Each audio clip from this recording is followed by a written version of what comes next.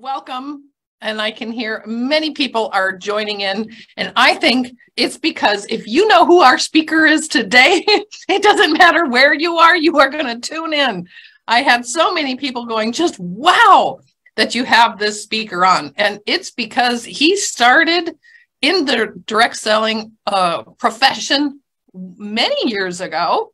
And back in the 70s, he already was working and had different books out, and he has been speaking in over 90 countries. He's around the other end of the world right now from the United States, but that's okay. He is on and raring to go. Also with one of his new books. I am so excited to have him on. I follow him. You can go on to Big Al Books and www.bigalbooks and subscribe weekly to get his top tips. And I do that. I love to read it also because it's not just motivational. It's simple step-by-steps on what to do in a fun way. And you end up saying, hey, I can do this. And absolutely everybody can. So we're going to talk today actually about being in that top 1%, even if you're shy. So let's bring him on here. We're so honored to have you here. Our special guest, Tom Big Al Schreiter. Hi, Tom. Hello, and thanks everybody for being on today. We are so grateful to have you on. We can see all the books that you have in your repertoire and so many more. I don't even know how many books you have written, but one of the things I do know is that each time they're so easy to read and it just makes sense. And so many people that are in my team have been very inspired by you, including many people in like our founders. And we even have you, for anybody who doesn't know, on the ZINZINO app. You got to go in the middle. On the ZINZINO app, you will see many of the speeches that Tom has done at a ZINZINO event. So maybe you have heard him there. But I know you have so much information in such an easy step-by-step way. So we are going to get step-by-step of being in that top 1%, which I think everybody on here does. And that's why so many people are logging in, Tom. So I'll leave the word to you, and I might interrupt you once in a while if I have questions, because I'm ready. Okay, well, let's get started. And I'm sure everybody would just love to be in the top 1%. But realistically, when we think about it, that's kind of reserved for the brave, courageous people, natural salespeople, people with charisma, or maybe they have a lot of influence and contacts, or. We probably wish, and wishing doesn't work very well. So here's an example of wishing. When I was 6 years old, I wished for a bicycle. And guess what? I got a bicycle. Now I have a plan. So why work? Why do anything? Just wish for it. And unfortunately, most of us carry that wish mentality well into our adult years. We wish we'd be successful, and we wish it was easier. We wish, we wish people a Merry Christmas. Oh, well. But the point is, wishing is kind of hope and dreaming. So we actually have to do something to make it happen. So if you're still wishing for it to happen, just like you wish for a bicycle, that's probably not going to happen. Just like later on we find out that Santa Claus isn't real. So how to be part of the 1%? Well, here's the good news. It's pretty easy to do because almost nobody else is trying. So if you're running a race, even if you're walking and everybody else is still sitting on the starting line, you don't have to be very good at all to be in the top 1%. So let's talk to all the shy people here. In the chat, if you're not on the live stream, but in the actual Zoom, how many shy people do we have? So if you're shy, put it in the chat and let's see what we have here. Okay.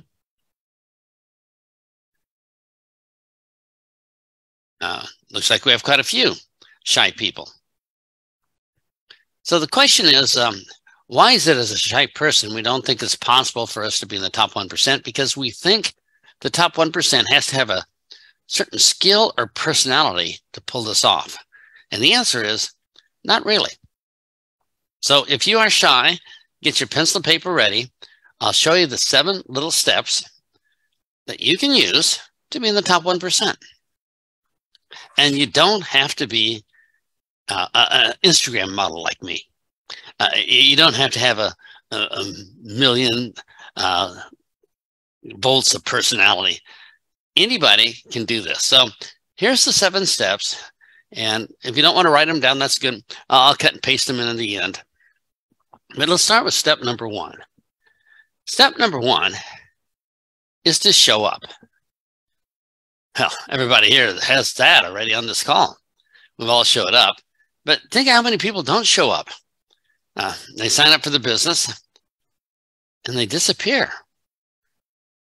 They disappear from, it might be even blocked on social media. You don't hear anything from them. So just showing up is probably a good sign. Now, we want to help our team. And there's a little lesson here about showing up. And that is that, well, of course, all of us have this mastered, but we want to master it for our team. And we want more for our team than they do for themselves. Here's an example. There's, I don't know, 20 million network marketers, round figure, I'm guessing. Now there's 20 million, 31,000 subscribe to my weekly newsletter. Now, so out of this unique group of 31,000, those that subscribe to my newsletter, these are the people that show up, right? So I put in there last July that we have a book that we're going to make free for everybody called A Happy Networker. A lot of you downloaded it. But I'd like you to put in the chat here, because we're talking to the elite. Out of 20 million networkers, these 31,000 are really serious. And they had a chance to download a book to help their career move forward. Guess how many of them, out of that 31,000, how many thousand downloaded that book? So in the chat, just put in our best guess. It's more than 1,000 and it's less than 31,000.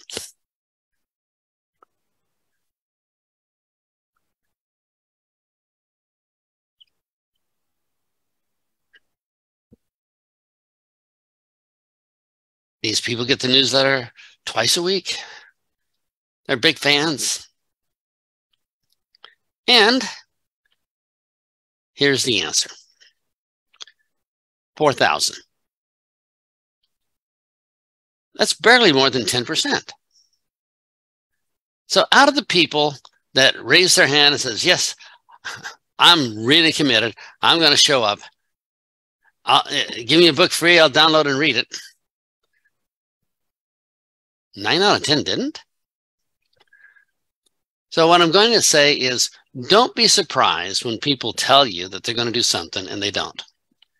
Now, most of us had mothers. And mothers tell us, don't believe what people say, only observe what they do.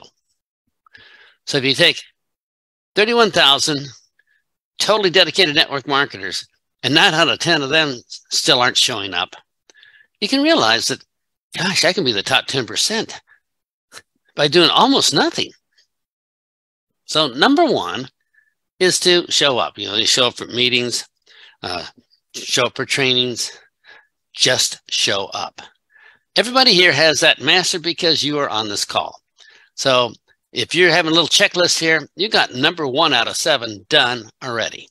Let's do number 2. Number 2 is a strong emotional why to do the business. Now, why do I say an emotional why? Well, logic is nice. But logic doesn't get people to take action. Logic doesn't get people to take decisions. Nobody buys the oil based upon the polyphenol omega-3 percentage ratio No. People buy, make decisions, take action on emotion. So when things get tough, you have to have an emotional reason. Yeah, well, things get tough in our network marketing career. I don't know, it's going to take maybe a day or two, but soon it will. So what's going to hold them up? Now, if they have a logical reason, they'll say, well, I'll just go back to doing whatever. But if they have a strong emotional reason, that's going to make a difference. Now, when I get started, my emotional reason was to fire the boss. I hated a job. It totally interfered with my week. It kept me from being able to travel or do anything. And of course, it gave me an opportunity, but it was the ability to have the freedom that I hated my boss, that when something went bad, I'd say, well, I know it went bad, but I'm still going to do this. So what are some emotional reasons people use? To put my daughter through private school, or to earn more money than my useless brother-in-law who brags about his income at the family reunions. So in the Q&A, if you can, write down your emotional reason. Now, if you don't have an emotional reason, let me explain why. You might be perfectly financially comfortable. Everything's good in your life. And so you don't really have a strong enough emotional reason. So if things go bad or it gets too difficult, it's pretty easy to pull the plug and just say, I'll just coast. But if you have a strong emotional reason, you'll overcome all of those handicaps. And trust me, there's going to be a lot of handicaps that's going to come along in our business.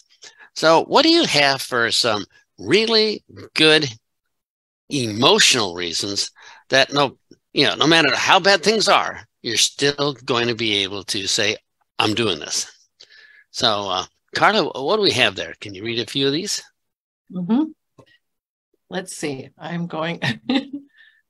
So, retire my husband in the next 2 years to get respect from my family, live a freedom lifestyle, helping others do the same, financial freedom, help others with their health, traveling, health and first wealth, freedom. Lots of those kind of topics there. So if you don't have one, all I'm saying is it's going to be really difficult over a long period of time to put up with all the stuff that's going to happen. So a strong emotional reason is one of the reasons why good people with lots of skills, everything going for them, big networks, just kind of stop. But if you have an emotional reason, keep going, you're going to leave those people behind too. So number 2 is a strong emotional reason. Let's do number 3. Number 3 is called personal development. Now, with ZINZINO, you're probably familiar with personal development. It's part of the company culture. Now, why is personal development important? Because when there is a problem, personal development teaches us to not complain about the problem, but to get on with our lives in spite of the problem and say, a lot of these things might be a problem forever. I can still do the business. Now, when I first got started, I'd never even heard of personal development. I'd never even heard of goals. But guess what? Once I heard about personal development, I thought, man, this is pretty awesome. I'm all over it. So personal development would be things like being on a Saturday Zoom training. Or personal development could be reading a book, or all the apps, everything you have on your app. Attending a convention. These are personal development, where you meet other people. My personal philosophy on personal development is learn one new thing every day before lunch. I know you're thinking, well, that's going to be easy for you because you don't know a whole lot. I said, well, yeah, it's pretty easy. But to learn one new thing before lunch, in 90 days, we see the world different. Now, what do most people do? They stop high school and say, well, okay, finally got that learning thing over with. Hope I don't ever have to do that again. And yeah, I might have some biases and prejudices, and but that's okay. I can live with those. And if somebody brings new facts to me, I'll just ignore them just so I can not have to change. Personal development means we can adjust and we don't let the outside world control our entire life. We take control of our life ourselves, and not being subject to the whims of everything that could possibly happen feels pretty good. So step number 3, personal development, is a fun thing to do. Here's step number 4. Skills. Let's think of all the skills you need for this business. And that's a lot. If I started to become an engineer or an airline pilot or a nurse today, I probably need some skills. I mean, you wouldn't want a nurse to say, well, today's my first day in the job. Which end of the needle do I poke you with? You know, that make you feel pretty bad. So we need some network marketing skills. Our skills are probably lacking. In my case, when I got started, I had 0 skills. I had no social skills. I didn't know how to prospect. I didn't know how to build rapport. I didn't know any icebreaker skills. I didn't know how to close.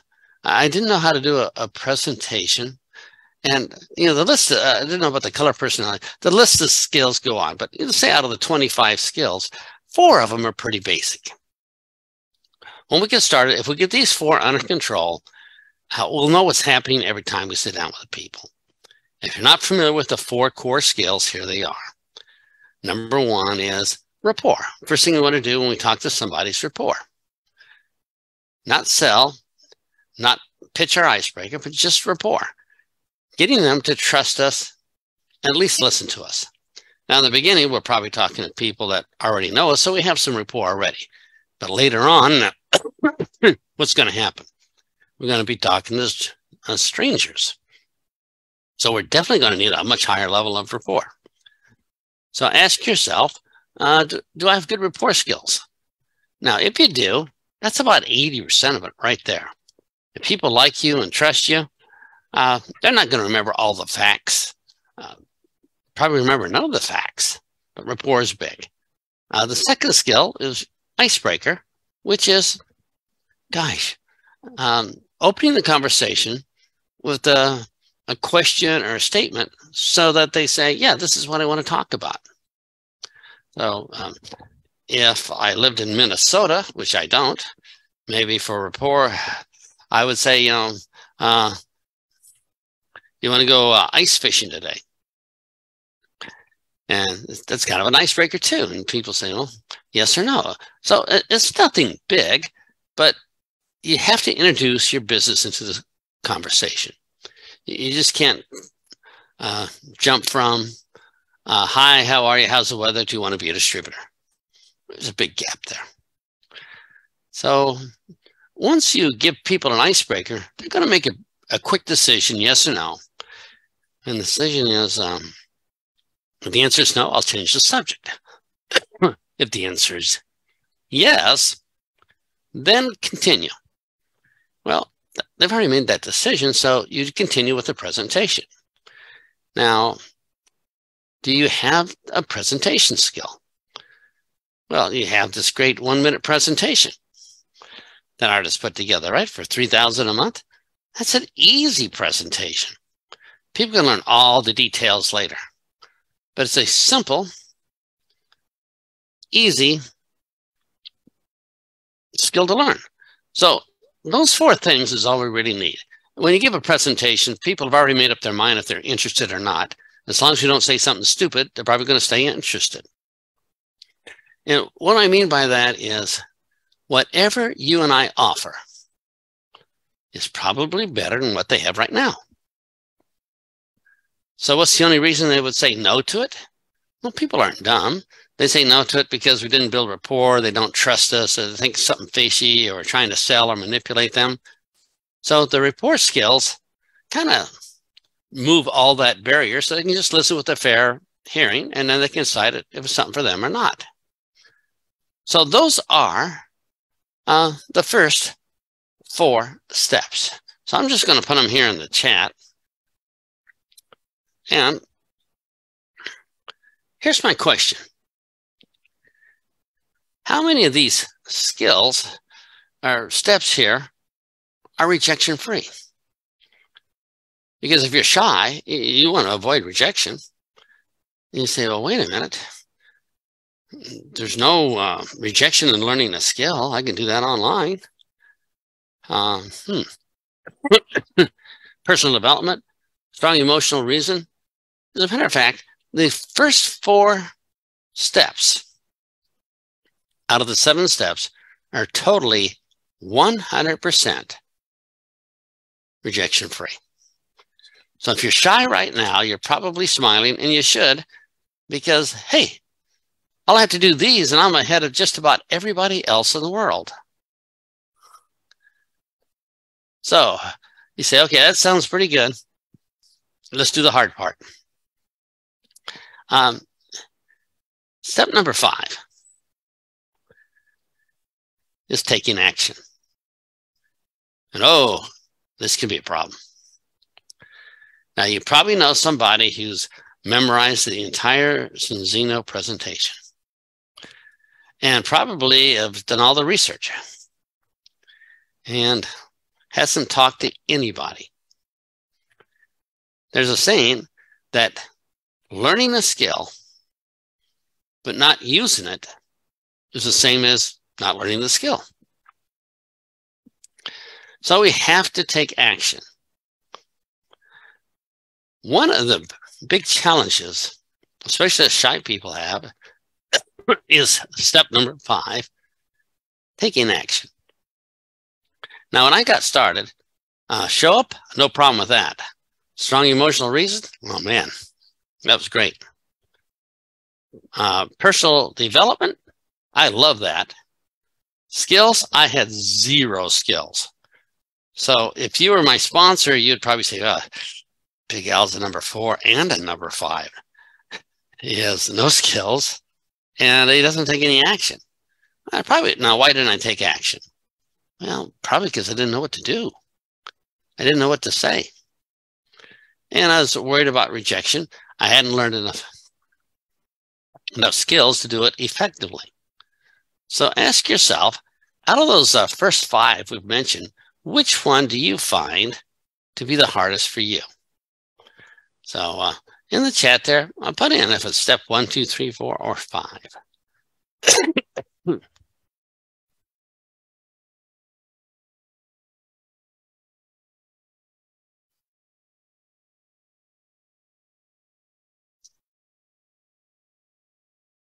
Well, we have a lot of number 5s.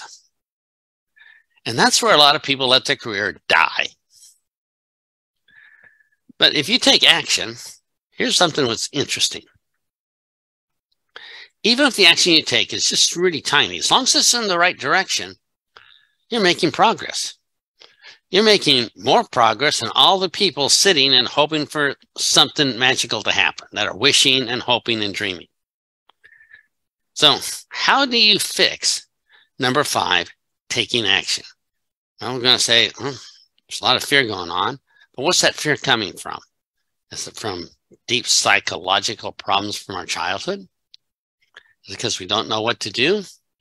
So for us personally, we're going to have to self-diagnose and say, all right, number 5 is holding me back. So when I got started, I was a 4 and a 5. But let's move on to number 6 here. Number 6 is to teach. Now, why do we teach a skill? Because the easiest way to learn something is to teach it.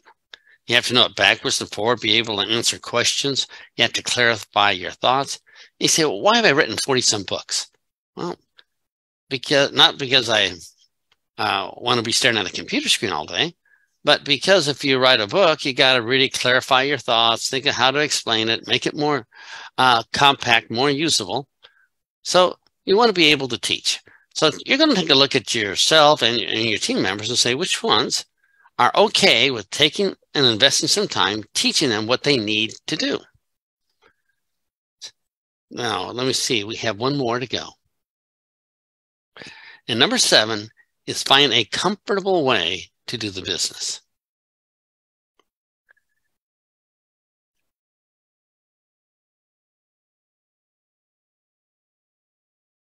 A comfortable way to do the business. So what would that mean? Well, if you asked me to build the entire business by phone, I'd want to fall on a sword. I hate using the phone. She said you can build it by attending networking groups and chatting with people about business. I would love that. So I have a choice. Do I want to do the business in a way that's uncomfortable for me? And even if I'm successful, I'll probably quit because I just don't like the discomfort. Or should I find a way of doing the business that's comfortable for me? So every day is a holiday. I never have to go to work again. I don't need motivation to take action because I love the action I'm taking. And we're saying, whoa, so that is why we learn so many different ways of doing the business. So maybe your way is, I like building the business by having a cup of coffee with somebody different every day for lunch. And you're thinking, this is so much fun. I wish I could have 5 coffee breaks a day. I love this. And do you have a problem with motivation number 5? No. And maybe your way of doing it says, I just love Zoom. Zoom has changed my life. And you say, well, if you like to build it by Zoom, that's your way. And you say, well, but the way I like to do it is, that's up to you. The point is, there's a book that's free called The Happy Networker that has all different ways of doing the business. You can download that book free along with all the other people who didn't. And you say, wow, so those are the 7 things. So let's ask ourselves. Let me cut and paste these in here.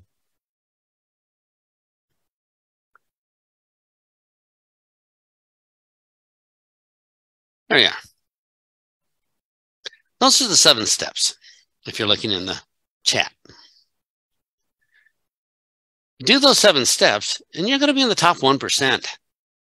Probably much higher than that. But just those 7 steps.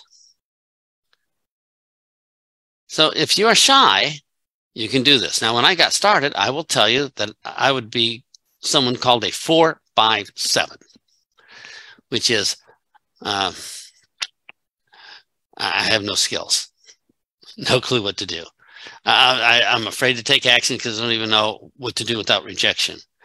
And I certainly don't have a way of doing it that's within my comfort zone. So every contact was a struggle. So if you're my sponsor, you'd say, Big Al's a 4-5-7. So you wouldn't spend a whole lot of time having me set up a goal board or anything else. You say, let me work on those areas so you can be in the top 1%. Now, we just got off the MLM cruise, and most people on the MLM cruise reported that they were a 2-5-7. They said, well, you know, we got money. We're pretty comfortable. You know what? I don't really have a strong enough why. And that's what keeps me from taking action number 5. So, that's interesting. So if 5 is your problem, there's several ways to fix number 5. Here's the worst way. Stand in front of the mirror, chant, I am one with the universe. I'm motivated. I'm going to crush the universe. I'm going to squish them like grapes. I mean, that does work, but it's just difficult. But what if you had a strong emotional reason? So you didn't have to do that. You're going to take action right away because your why is so big. Or you say, well, I just can't take action. I'm shy. Well, what if you could find a way that's so within your comfort zone that you do this for fun anyway? And then just do that. So action will happen automatically because you would do this as a hobby. So if you haven't found number 7, a way to do the business that's within your comfort zone, you will probably have to motivate yourself. And that's a lot of work. It's much easier if you're doing something you absolutely enjoy. So here's the test. I am a 457. Several people on the cruise were a 257. In the chat, what are the 3 things that maybe hold you back, or the 2 things? Or you might say, none of these hold me back. You know, I levitate and I'm an Instagram model. So what would your self-diagnosis be?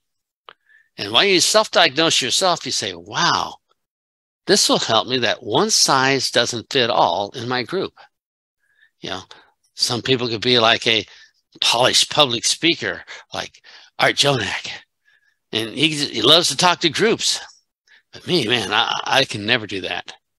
But what I could do is meet people for breakfast and with the B&I group, because I just love eating with people. So let's see what we have here. And I'll let Carla here read some of the answers. What is holding us back from being in the top 1%? And remember, you don't have to be great at all of these. You just have to be enough to get by. Okay. So Carla, what do we have? We have 4, 5, 7. We have 2, 5. 2, 4, 5, 6, 7, another 4, 5, 7, 4, 7, a 4, 7, a 2, 5. So they're all kind of coming in a lot of the same numbers there, Tom. 5, 6, 7. So if we happen to be good at one thing, just remember that other people may not be. So one training may not resonate with everybody because they have different needs, because they come from a different background. So you may come from a social background with tons of contacts and super confidence, and you had no trauma in your life, and life was easy, and you have this magic personality. And other people could have just the opposite. So as a leader, we're going to look at each individual in our group and ask ourselves, what are they? Are they a 1, 2, 3? They don't even show up. Oh, wait. And they don't even have a reason for doing the business. And they refuse to do personal development. Well, all right, that could be their problem, but I'm not sure you can fix that. But at least you know. And when you work with your individual people on your team, say, which one of these is holding them back? So it's just a way of being in the top 1%. If you do these 7 things, it's virtually impossible not to be in the top 1%. And no courage, no great motivation is needed if you find the way that you like to do it. You don't have to have super skills. Just realize that maybe out of the 25 skills, at least get the first 4 right, which is rapport, icebreaker, closing, and presentation. And you realize, wait, the presentation, you have so many great 1-minute presentations there from Art that you can use. You say, this is easy. If I don't have a skill, I can learn it. And you don't have to learn all 25 right away, but at least get the 4 as your original focus, because that's going to happen every time you talk to a live human being. So with that, let's open it up for questions, Cara, because I've been doing all the talking. Oops. That's all the training that we want is exactly from you, Big Al. So my question, and I'm, just thinking of a lot of people on here, people that are on here or watching this or watching the replay, it's because they have that hunger and they want to succeed at the business. So in your opinion, can everybody have success in direct sales? Yes, because the competition isn't even trying. So it's not hard to excel and be ahead if nobody's competing. And you say, well, But what about if they don't have a lot of skills? Well, if they have a strong burning desire, they'll learn the skills. I say, well, what if they? We'll learn. It's one of those steps. And if you have a problem like in step number 5, remember there's many ways of fixing it. You can get better skills so you're more confident. You could use personal development to psych yourself up every morning so you at least go and take some action. Or you say, if my why is strong, even if it's distasteful, I'm going to take action today. Mm-hmm. Or my preferred way is number 7, just find a way that you don't have to motivate yourself. Just find a way of doing the business that's so natural for you that you do it for free. It's just something you naturally talk with people. So motivation is a great thing to have. Most of us don't have the discipline and willpower of the elite. So let's just take the shortcut and find something that we don't have to motivate ourselves to do. Okay, so if somebody's asking about what's holding them back, that's being that barrier, is if they're thinking about to be teaching, or they said, but I want to teach from now. So what's holding back is that someone in the business told me to stop teaching. And that's like a barrier to me. This is what they're writing. So people that want to teach, they like to be in front. They want to teach, but so how can they be building the business when they want to teach? Well, when they teach, they're getting better at it, but you have to ask the question, are they teaching to avoid taking action? There's a friend I don't know, 30 years ago, Jerry Clark told me this. He says, I got hired as a company trainer, and every Saturday we had getting started fast training for the distributors. All the brand new distributors came in that week, came to the training. This 30 years ago. And for 3 hours, we gave them the best training in the world, so then go out and do something. And he says, I love doing it, but I noticed that a couple of people were there the week before. And I'm thinking, maybe you missed something, or maybe they need a brush up or whatever. And then he said, they're there the next week too. And the next week too. And he said, soon I realized that it was easier for these people to pretend they needed more training. It's easier for them to do that than actually go out and talk to people. So they're using the training, or in many cases, the teaching, to avoid actually talking to people. You say, oh, okay. So in that case, we have to say, well, what's holding them back from taking action, number 5? They probably just haven't found a way that's within their comfort zone. So is everybody a person wants to teach forever? No, but for some people, it's their preferred way of doing the business, as long as they're still doing the business. But if they're doing it to avoid taking action, that could be a problem. I was just going through what you wrote here, or the 7 points. And I know that showing up, everybody can do. Developing your why, again, everybody can do that straight from home. And doing the personal development in ZINZINO, we have an incredible app with so many different speeches. You could just be using that and actually build this business.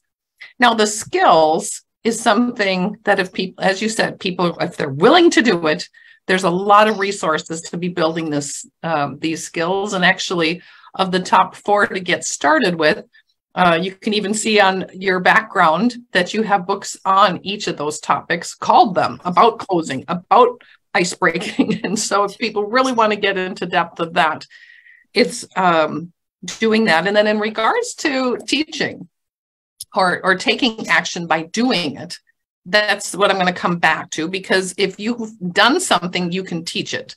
If you're just telling people what you've done is a great way to be teaching, and having fun doing it, being comfortable about it is one of my mottos also, is finding the way that makes it fun for you. So it's the only thing that I really see that you need to get out there and do is, once you've learned the skills, you have your why, it's getting the action done. And that's kind of the balance beam of people that are going to have the success and not, is taking action. Am I right? Yes. Taking action is number 5, is probably the biggest holdup for people. Mm-hmm. So the question is, what are we going to do about it? And we could come up with a bigger why. We could force ourselves by trying to motivate ourselves more every morning, or we can come up with number 7, a way of doing the business that we would do even for free. So I don't know, which of the 3 choices do you think fits you? And the answer is, it's going to be different for everyone, but I'll tell you what fitted me. I already had a strong why, and I'm thinking, okay, I could motivate myself. I'm one with the universe. I'm great. Crush the competition like a grape, and pump myself up every morning and go out and feel uncomfortable doing the business. Or, in my case, I chose number 7, which is just find a way that's natural to do. Now, what I like to do, especially when I'm traveling on the road, was I'd have lunch and dinner with a different prospect every day. And while other people are trying to build a autoresponder list system, super listing and attraction marketing, the whole works. And I just had lunch with somebody and dinner with somebody, 2 quality prospects. And here's the deal. People aren't stupid.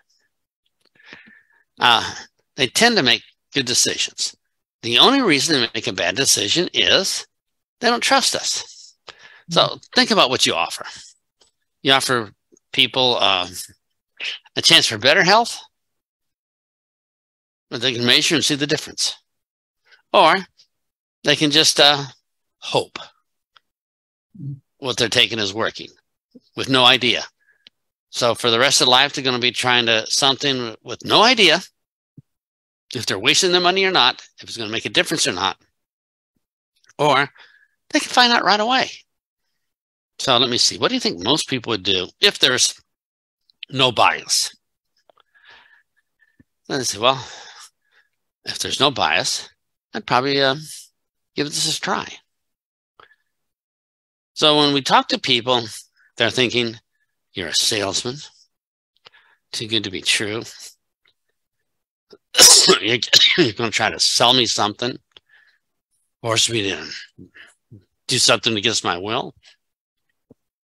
Well, that sounds very good.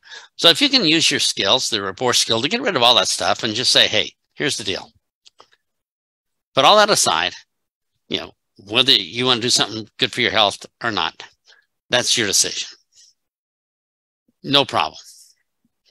And I think we did this on a call a week or 2 ago where we say, before I show you how this works, there's something important I need to tell you. That it's okay to say no, keep your life the same. And it's also okay to say yes and change your life forever. That's up to you. So when people are given an option where they make the choice, not manipulated, and the choice is, I don't know, one choice is good and one choice is not as good, what are they going to choose? So all the selling goes away. All the hardcore closing techniques go away. You give them the option, and that's it. So it's fun that way. Tom, one of the things that you are known for is just making it so simple. It's kind of like that. Well, yes, it's of course what we have here in ZINZINO is so incredible. And when you lay it out for them and the truth is good enough, they make their own decision, and it's super simple. Well, You are, again, coming up with simple ways to make everybody have success. And that's why you are so well known for all of this. And I want to thank you so much for taking the time on the other end of the world. I think you're over in Thailand right now or something like that. Yes, just arrived. You're way far away and still taking time to teach us here in ZINZINO. Well, thank you so much. Again, for people who don't know, Big Al book, you can go online and subscribe to him. He comes up with giving us tips each and every week that you can actually use, and it's so simple.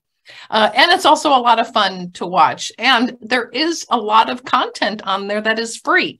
So a lot of learning things. Otherwise, you can find his book so many different places. And this book that he's talking about being in the top 1%, you can also find online and get that yourself. So, Tom, I appreciate you being on the call and giving us all this wisdom. I will unmute everybody. But thank you so much for your time, Tom. We're looking forward to when you're coming back to the U.S. and being on. Right. Thank you, everybody, for being on the call. And if you don't like reading books, you can do it on audio. Still works. Somebody will read it to you. Wonderful. Well, thanks everybody for being on, and thank you, Big Al. Thank you, everyone.